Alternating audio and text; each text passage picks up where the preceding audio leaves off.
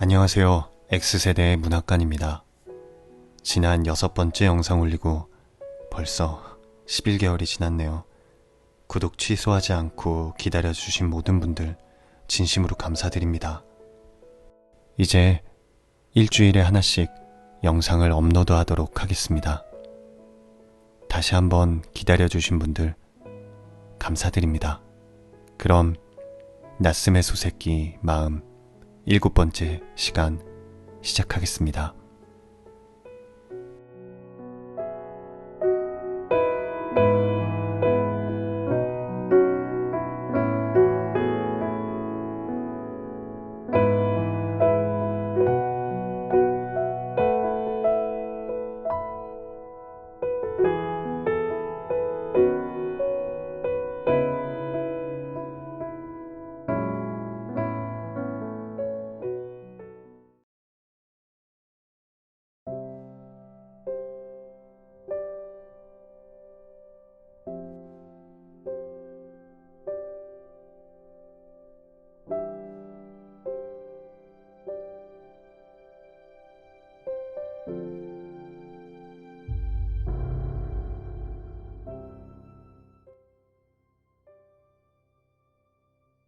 단출한 식구가 살기에는 너무 넓은 오래된 이 집에서 한가하게 시간을 보내고 있던 나는 괴짝 속을 뒤져서 헌책들을 꺼내 읽기 시작했다.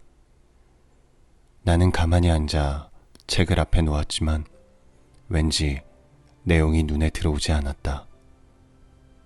한밤중에도 불빛들이 횡하니 들이비치던 도쿄의 하숙집 2층 방에서 멀리 지나가는 기차 소리를 들으며 한 장 한 장 읽어내려가는 게 마음도 편하고 공부도 더 잘 됐다. 나는 어쩌다가 책상에 기대서 선잠을 잤다. 때로는 아예 베개까지 꺼내 본격적으로 드러누워 낮잠을 청하는 날도 있었다. 그러다 눈을 뜨면 매미 소리가 들렸다. 꿈속에서도 계속됐던 것 같은 그 소리는 어느 순간 갑자기 걷잡을 수 없이 커져 머릿속이 다 윙윙 울렸다. 나는 가만히 그 소리를 들으면서 가끔씩 가슴이 시려오는 느낌을 받았다.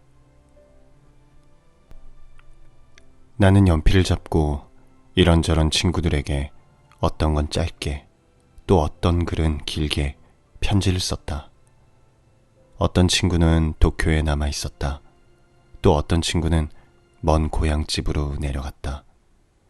그 중에는 답장을 보내는 친구도 있었고 깜깜무소식인 경우도 있었다. 그동안 나는 단 하루도 선생님을 잊은 적이 없었다. 고향에 돌아온 이후의 나 라는 제목으로 원고지 3장 정도 되는 글을 지어 선생님께 보내기로 했다. 나는 그것을 봉투에 넣고 봉했을 때 과연 선생님이 아직 도쿄에 계실지 궁금했다. 보통 선생님이 사모님과 함께 집을 비우실 경우에는 나이가 한 50줄은 되어 보이는 키리사케 머리를 한 여자가 와서 집을 봐주곤 했다. 일전에 내가 선생님께 저 사람은 누구냐고 물었더니 선생님은 누구로 보이냐고 반문하셨다. 나는 그 사람이 선생님의 친척일 거라고 생각했다. 선생님은 나한테는 친척이 없다네 하고 짧게 대답하셨다. 선생님은 고향에 연고가 있는 사람들과는 편지를 주고받거나 소식을 알리는 일이 전혀 없으셨다. 내가 궁금했던 그 아주머니는 선생님과는 상관없는 사모님의 친척이었다. 나는 선생님께 편지를 보내면서 문득 폭이 좁은 오비를 뒤로 묶고 있던 그 아주머니의 뒷모습을 떠올렸다. 만약 선생님 내외분이 어딘가 피서라도 떠나신 다음에 이 편지가 도착하면 그 아주머니는 이 편지를 곧장 선생님 계신 곳으로 다시 보내줄 만큼 친절한 사람일까 생각했다. 그런 생각까지 했지만 그 편지 속에는 이렇다 할 만한 중요한 얘기가 없다는 걸 나는 잘 알고 있었다. 나는 외로웠던 것이다. 그리고 선생님으로부터 답장이 오기를 기다리기 시작했다. 결론부터 말하자면 나는 끝내 답장을 받지 못했다. 아버지는 지난번처럼 그렇게 장기를 두고 싶어 하지 않으셨다. 지난번 우리 부자를 돈독히 묶어주던 그 장기판은 먼지를 덮어쓴 채 마루 한켠으로 밀려나 있었다. 천황이 위중하다는 소식을 접하신 이후 아버지는 그 일에 꽤 집착하시는 것 같았다. 매일 아침 신문이 오길 기다렸다가 제일 먼저 읽으셨다. 그러고는 읽은 기사를 내 방으로 갖고 와서 보여주셨다. 이것 좀 봐라. 오늘도 임금님에 관한 이야기가 자세히 나왔다. 아버지는 천황을 늘 임금님이라고 부르셨다. 안 됐지만 말이야. 임금님의 병환도 선친이 알았던 것과 비슷한 모양이야. 이렇게 말씀하시는 아버지의 얼굴에는 수심이 가득했다. 그 말씀을 듣자 나는 아버지가 언제 또 쓰러지실지도 모른다는 걱정으로 가슴이 메어왔다. 그렇지만 괜찮으시겠지. 나같이 미천한 사람도 아직 이렇게 살고 있으니까 말이야.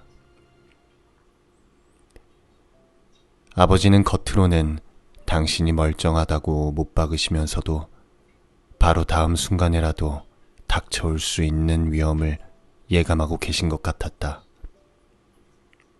아버지는 내심 걱정하고 계세요. 어머니가 말씀하신 것처럼 10년이든 20년이든 살 자신은 없으신 것 같아요. 어머니는 내 말을 듣고 걱정스러운 얼굴을 하셨다. 아버지께 장기라도 한 판 두자고 한번 말씀드려봐라. 나는 마루구석에서 장기판을 들고 나와 먼지를 닦아냈다. 아버지는 점차 쇠약해지셨다. 나를 질리게 했던 뒤통수에 손수건이 달린 그 낡은 밀짚 모자가 이젠 정말 쓰레기통에 처박히게 생겼다. 나는 검게 그을린 선반 위에 놓여있는 그 모자를 바라볼 때마다 아버지에 대한 연민을 느꼈다. 아버지가 예전처럼 마음대로 움직이실 때는 좀 들어가 쉬셨으면 하고 걱정했다. 이제 아버지가 방 안에 꼼짝 않고 앉아 바깥 출입을 전혀 못하시게 되자 그 전만큼이라도 거동하실 수 있었으면 하는 바람이 간절했다. 나는 아버지의 상태에 관해 어머니와 자주 이야기했다. 너희 아버지 성격 탓이지 뭐냐? 하고 어머니는 말씀하셨다. 어머니는 천황의 병과 아버지의 병을 연상해서 생각하셨다. 나는 그저 성격 탓이라고만은 생각하지 않았다. 성격 때문만은 아니죠. 정말로 상태가 안 좋아지신 건 아닐까요? 아무래도 이번에는 기분보다는 실제로 몸 상태가 나빠지신 것 같아요. 나는 이렇게 말하고 먼 곳에서 용하다는 그 의사라도 불러 한번 진찰을 받아보게 하는 건 어떨까 생각했다. 올여름에 이거 영 너한테 못할 짓이구나. 기특하게 대학까지 졸업했는데 잔치도 못해주고 아버지 상태도 저 모양이고 게다가 임금님도 병환이시라니. 아무리 생각해도 네가 도착하자마자 손님들을 부를걸. 내가 잘못했어. 내가 집에 내려온 것은 7월 5일인가 6일이고 부모님이 잔치상을 차려 손님을 부르자고 말을 꺼낸 것은 그로부터 일주일 뒤였다. 그리고 또 이러고 저러고 얘기 끝에 정한 날짜는 다시 일주일 뒤였다. 특별히 시간에 구애받지 않고 모든 일이 세워라 내워라 하면서 돌아가는 시골로 돌아온 나는 그 덕분에 마땅찮은 잔치상 걱정에서 벗어난 셈이지만 이런 내 속마음을 어머니는 전혀 눈치채지 못하신 것 같았다. 결국 천황이 승하하셨다는 소식이 전해졌을 때 아버지는 신문을 손에 꼭 쥔 채로 하시며 신음소리만 내시더니 임금님께서 결국 돌아가셨구나. 그럼 나도 하고 그 다음엔 말씀을 잇지 못하셨다. 나는 검은 천을 사기 위해 시내에 나갔다. 그리고 사온 천으로 깃봉을 싸고 깃봉 끝에 검은 리본을 달아 대문 옆에 사선으로 세웠다. 깃발도 검은 리본도 바람 한 점 없는 허공에 힘없이 밑으로 쳐졌다. 우리 집 대문의 낡은 지붕은 지프로 덮여 있었다. 이 초가 지붕은 바람에 쓸리고 비에 젖어 집 색깔이 변해 엷은 채색을 띠는 데다 군데군데 패인 곳이 눈에 띄었다. 나는 혼자 문 밖으로 걸어나와 검은 리본과 흰 천에 빨간 동그라미가 그려진 깃발을 바라보았다. 그리고 다시 한 발짝 물러나 깃발 뒤로 보이는 빛바랜 초가 지붕을 함께 시야에 담아보았다. 예전에 선생님이 자네 집은 어떤 구조로 되어 있나? 내 고향에 있는 집과 모양이 많이 다를까? 하고 물으신 말씀이 생각났다. 나는 내가 태어나고 자란 이 오래된 집을 선생님께 보여드리고 싶기도 했고 또 한편으론 선생님께 보여드리기가 부끄럽기도 했다. 나는 집으로 들어갔다. 내 책상이 있는 방으로 와서 신문을 읽으며 도쿄의 거리 풍경을 머릿속에 그려보았다. 일본에서 가장 큰 도시 전체가 지금 얼마나 침통해하고 있으며 어떻게 돌아가고 있을지 상상해 보았다. 나는 침체되면 침체된 대로 빨리빨리 일이 돌아가야 하는 도시의 술렁거리는 불안 속에서 유일한 한 점의 불빛인 선생님 댁을 보았다. 나는 그때 이 빛이 암흑의 소용돌이 속에 다른 모든 것들과 마찬가지로 자연스럽게 빨려 들어가고 있음을 알아차리지 못했다. 어차피 그 불빛도 빛을 소멸해갈 운명인데 지금 내 눈앞에 잠시 보류하고 있는 것뿐이라는 사실을 나는 미처 깨닫지 못했다. 나는 이런 순간적인 경험에 대해 선생님께 편지를 쓸까 하고 펜을 들었다. 나는 10줄 정도 쓰다가 그만두었다. 종이를 박박 찢어 휴지통에 던져버렸다. 선생님 앞으로 그런 말을 써보내도 별로 달라질 것이 없으며 이전 경험으로 봐서 절대 답장을 써보내주시진 않을 것이라고 생각했기 때문에 나는 외로웠다. 편지를 쓰는 것은 그 때문이었다. 그리고 답장이 왔으면 좋겠다고 생각했다. 8월 중순쯤에 나는 한 친구로부터 편지를 받았다. 편지에는 지방의 어느 중학교 교사 자리가 났는데 가지 않겠냐고 써 있었다. 자기에게 들어온 자리인데 자기는 더 좋은 곳에서 근무하기로 결정되었기 때문에 소용없게 됐다며 나에게 소개하는 것이었다. 나는 곧 답장을 썼다. 우리 동기 중에 꼭 교사가 되고 싶다고 한 친구가 있으니 그쪽에 권하는 것이 좋겠다고 했다. 나는 답장을 붙인 다음에 아버지와 어머니에게 그 이야기를 했다. 두 분 모두 나의 결정에 이견은 없으셨다. 그렇게 멀리 가지 않아도 좋은 자리는 얼마든지 있을 거다.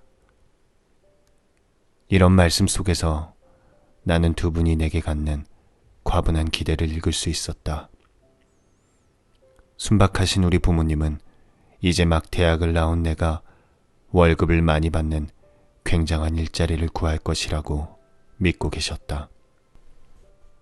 대학을 나왔다고 해도 요즘엔 그런 좋은 일자리는 구하기가 쉽지 않아요.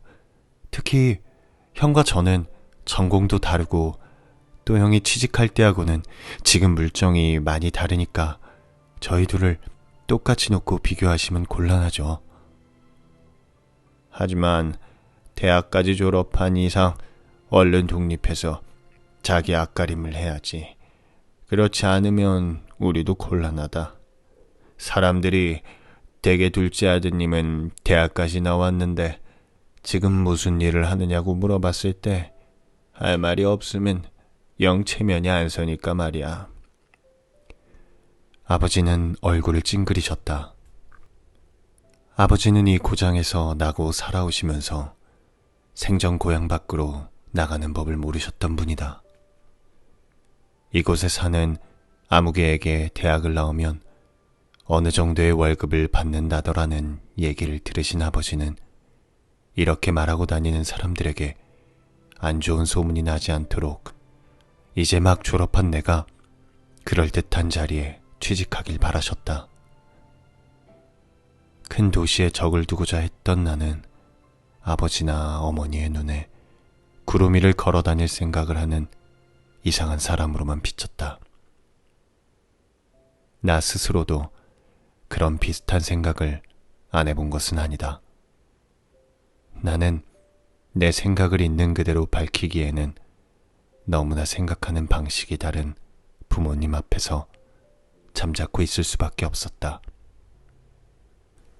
네가 맨날 선생님 하는 그분한테라도 부탁을 좀 드려보는 게 좋지 않겠니?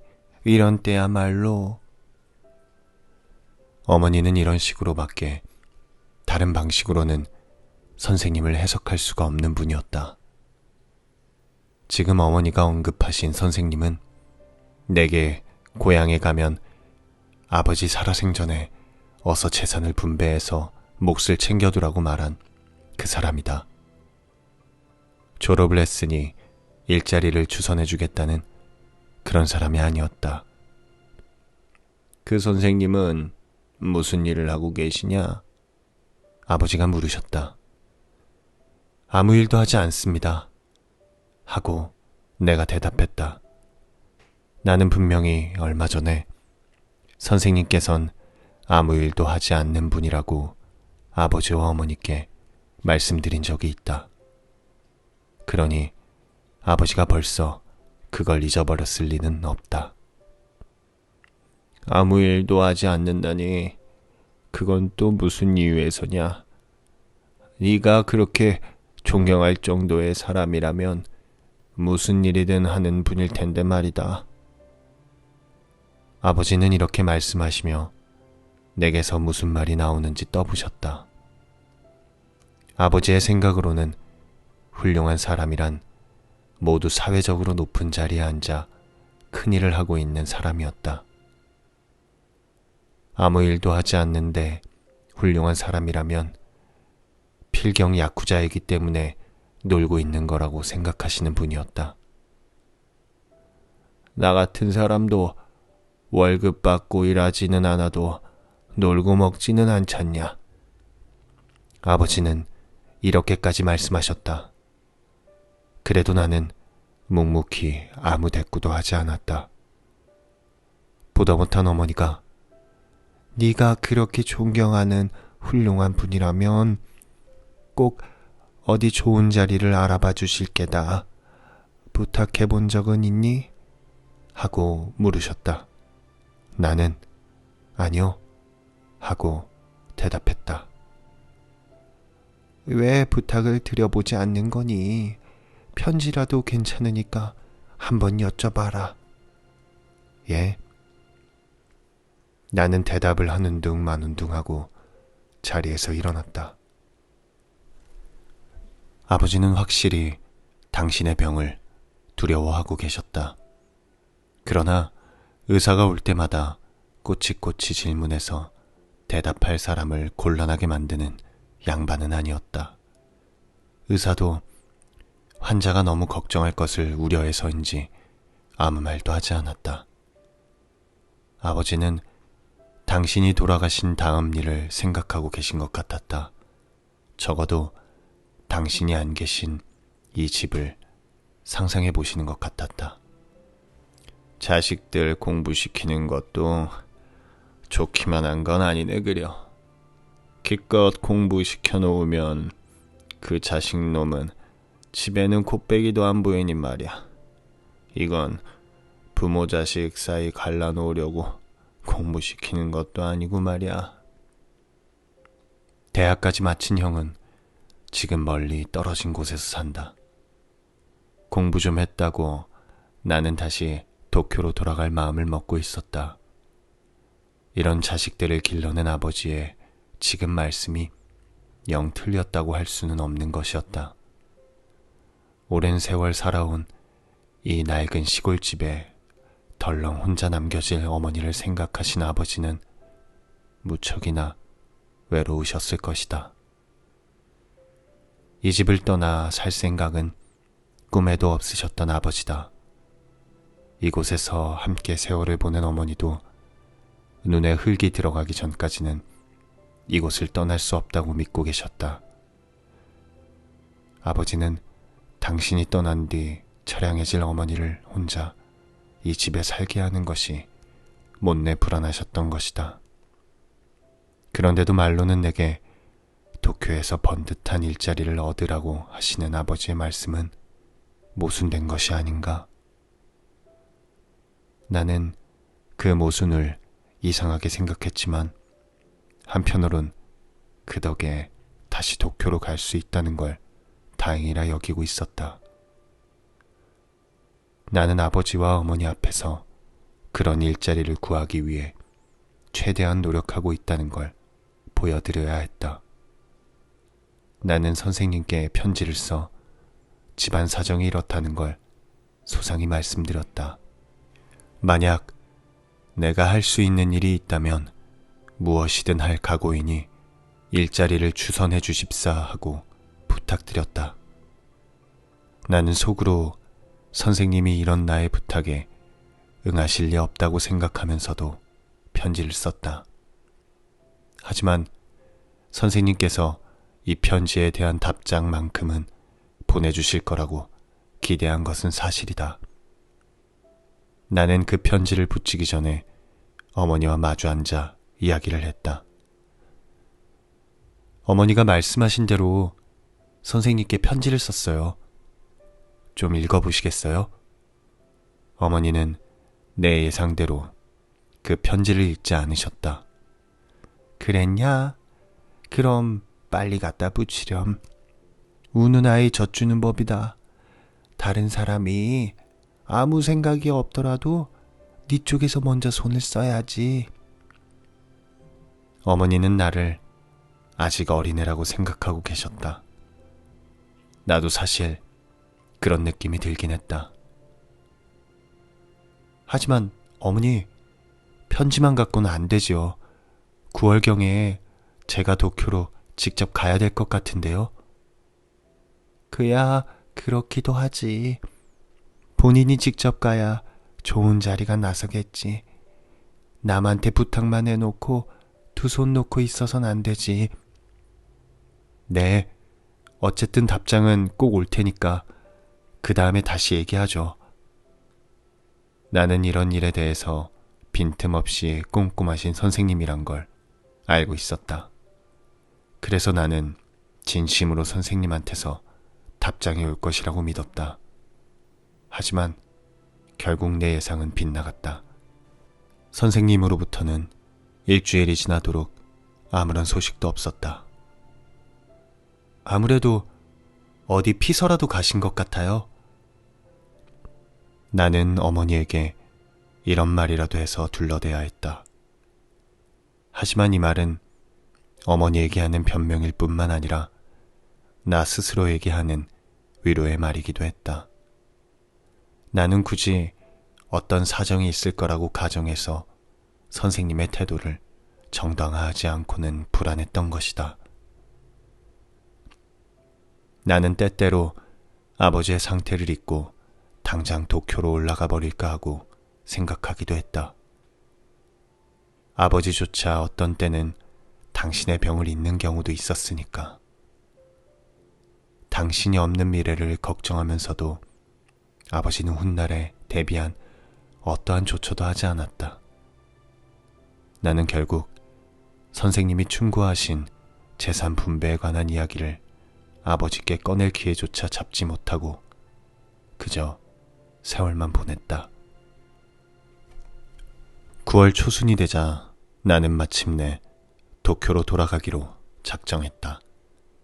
나는 아버지에게 당분간은 지금까지 했던 것처럼 생활비를 좀 붙여달라고 부탁드렸다. 집에서 이러고 있으면 아버지가 말씀하시는 그런 일자리를 구할 수가 없잖아요.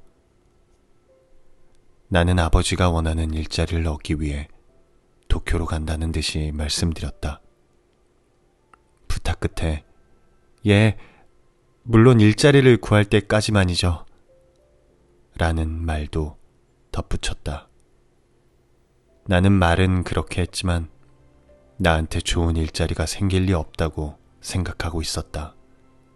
하지만 바깥 물정에 어두우신 아버지는 꼭 구할 수 있을 거라고 믿고 계셨다.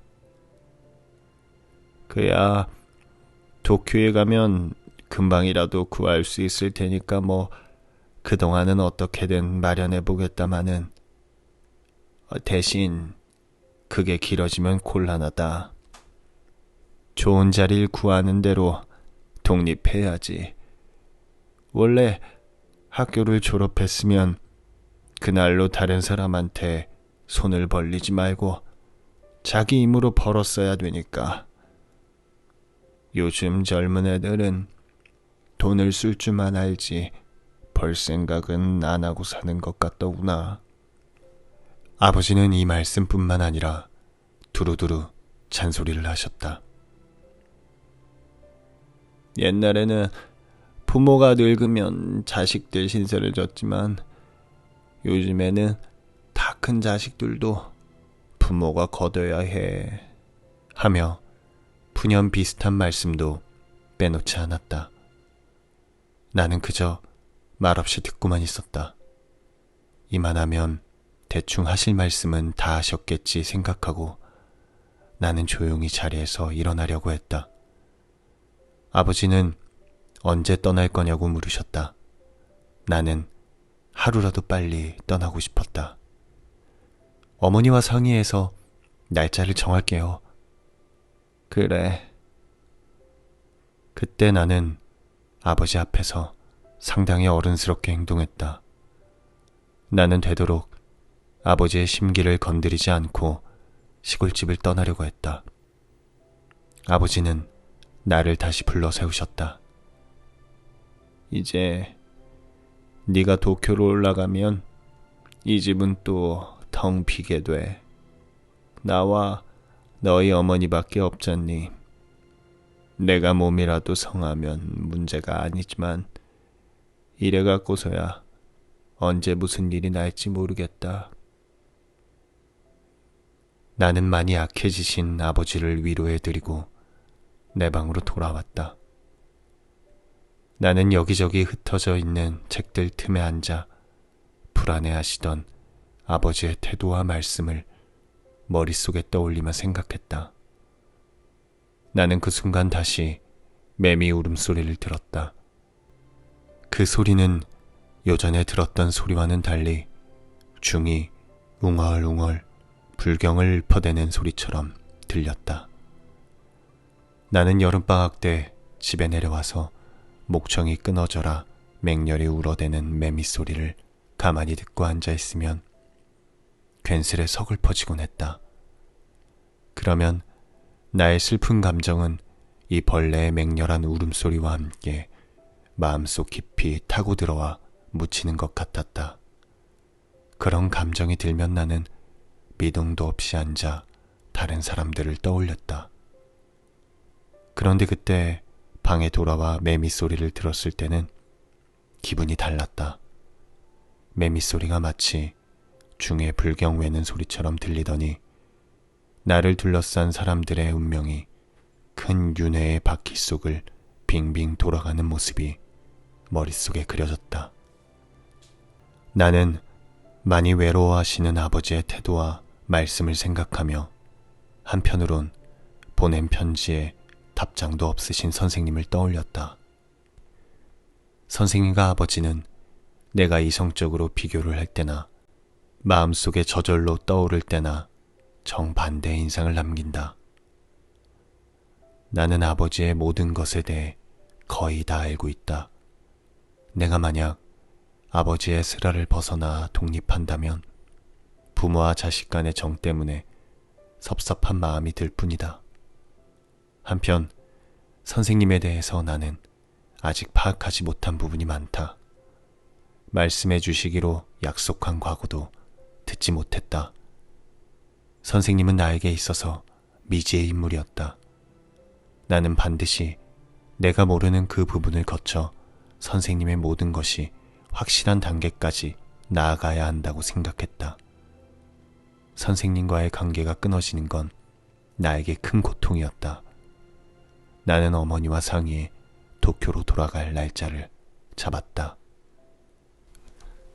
내가 돌아갈 날짜가 가까웠을 때 상경하게 바로 이틀 전 저녁이었다고 생각된다.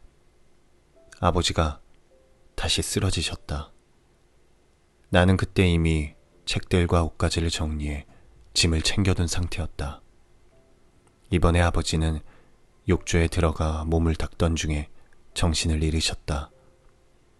아버지의 등을 닦아주고 있던 어머니가 큰 소리로 나를 불렀다. 나는 알몸으로 어머니에게 등을 기대고 안겨있는 아버지를 보았다. 내가 아버지를 부축해 방으로 옮겨 자리에 눕혔을 때 아버지는 이제 괜찮다고 말씀하셨다. 무슨 일이 일어날 것에 대비해 베갯머리에 앉아 젖은 물수건으로 아버지의 머리를 식혀드리던 나는 9시경에 야식으로 허기를 떼었다. 다음 날이 되자 아버지는 생각보다 상태가 좋아지셨다. 말리는 소리도 듣지 않으시고 걸어서 변소에 다녀오셨다.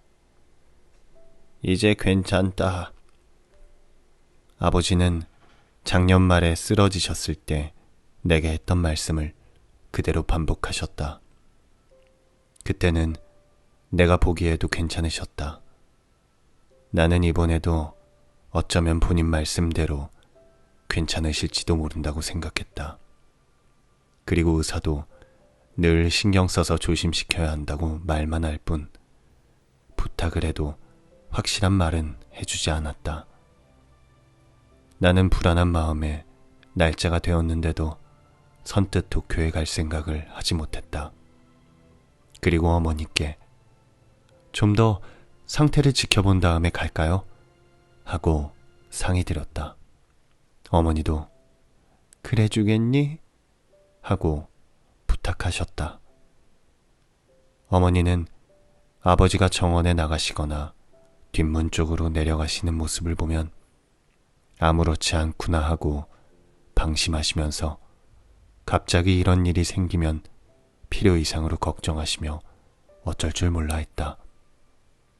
너 오늘 도쿄 간다고 하지 않았냐? 아버지가 물으셨다. 네, 좀 더 있다 가려고요. 하고 내가 대답했다. 그랬더니 아버지가 나 때문에 그러냐? 하고 반문하셨다. 나는 순간 망설이며 서 있었다. 그렇다고 하면 아버지께 당신 병환이 그렇게 심각한 것이라고 알리는 게 되고, 아니라고 하면 그럼 이유가 뭐냐고 물으시며 이야기가 길어질 것이 뻔했다. 나는 아버지가 당신 병에도 다른 일에도 신경 쓰게 하고 싶지 않았다. 그러나 아버지는 내 마음을 꿰뚫어 보시는 것 같았다. 너한테 못할 짓이다 하고 짧게 한마디 하시고 정원으로 향하셨다. 나는 내 방으로 들어와 한쪽 구석에 내던져 있던 진 보따리를 바라보았다. 보따리는 맘 내킬 때 언제라도 출발할 수 있도록 단단히 동여매어져 있었다. 나는 한동안 그 앞에 서서 멍하니 그것을 내려다보다가 다시 풀까 생각했다.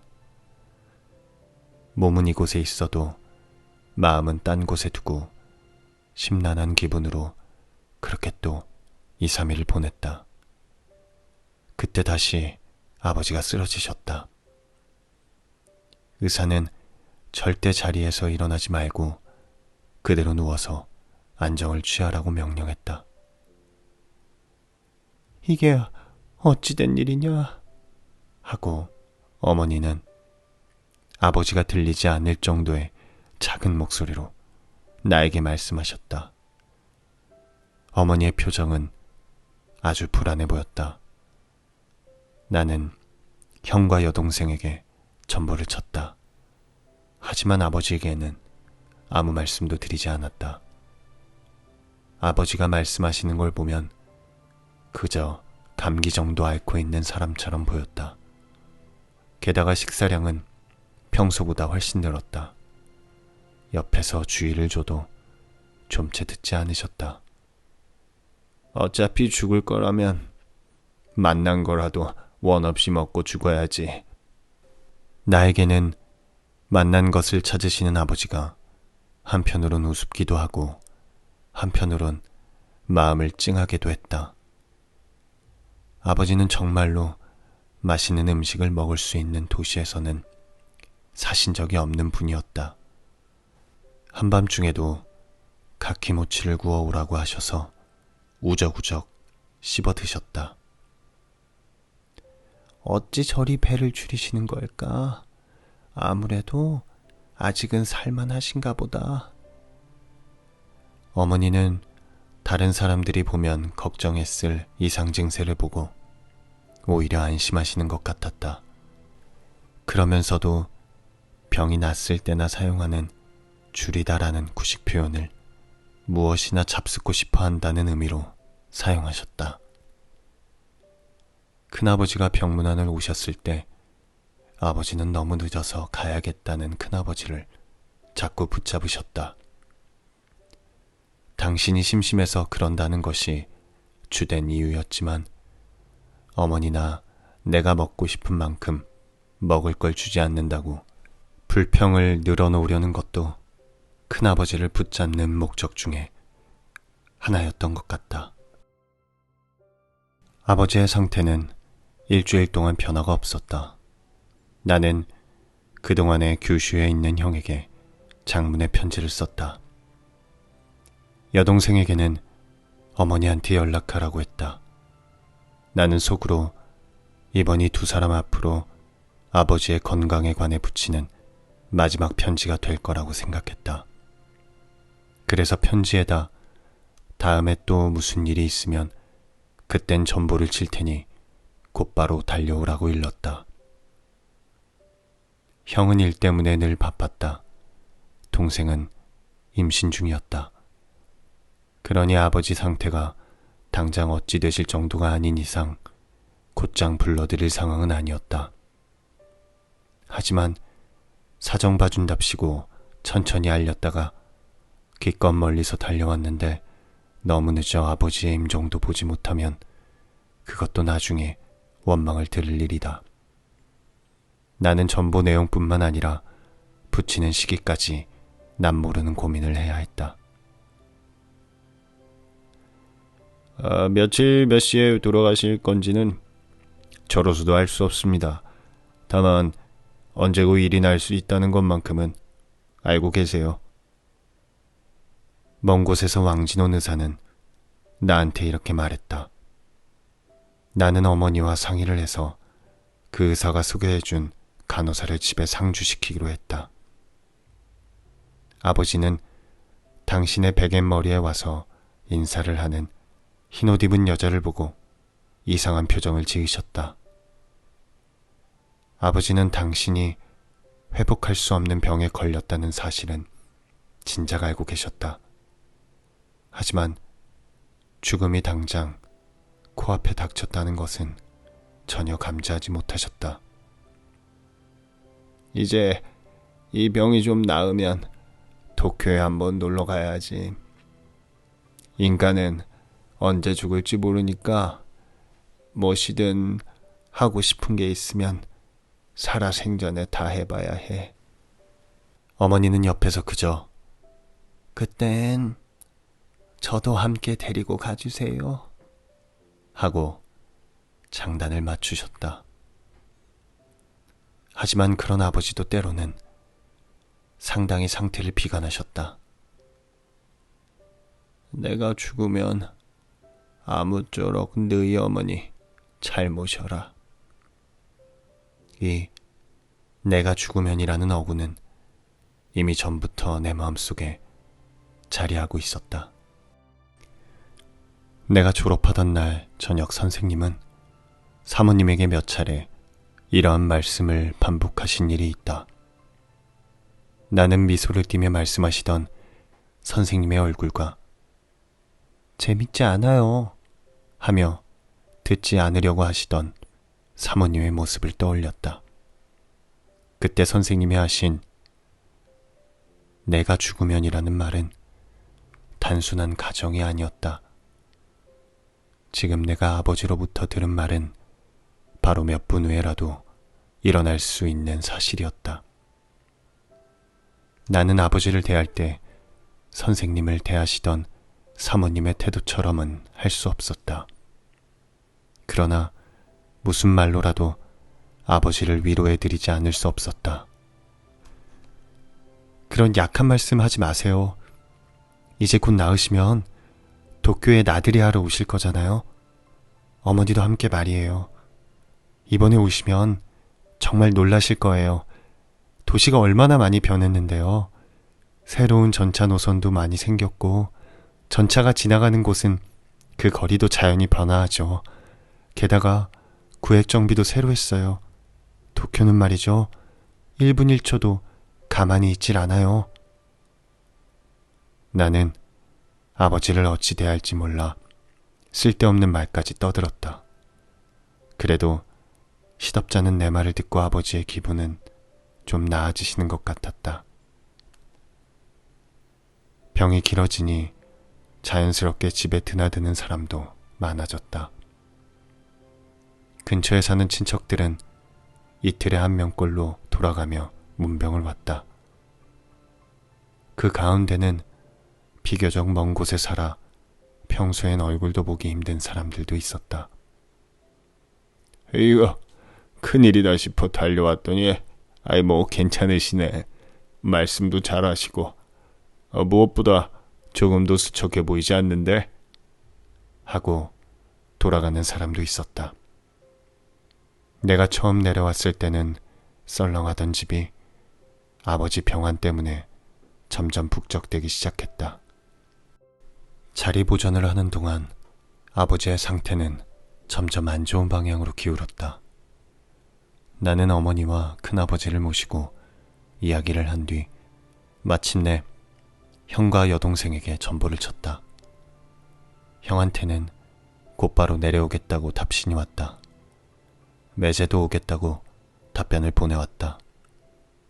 지난번 임신했을 때 유산을 해서 다음엔 또 그런 일이 발생하지 않도록 몸조심을 시켜야 한다고 미리 밝힌 매제는 여동생을 대신해서 혼자 방문할 눈치였다.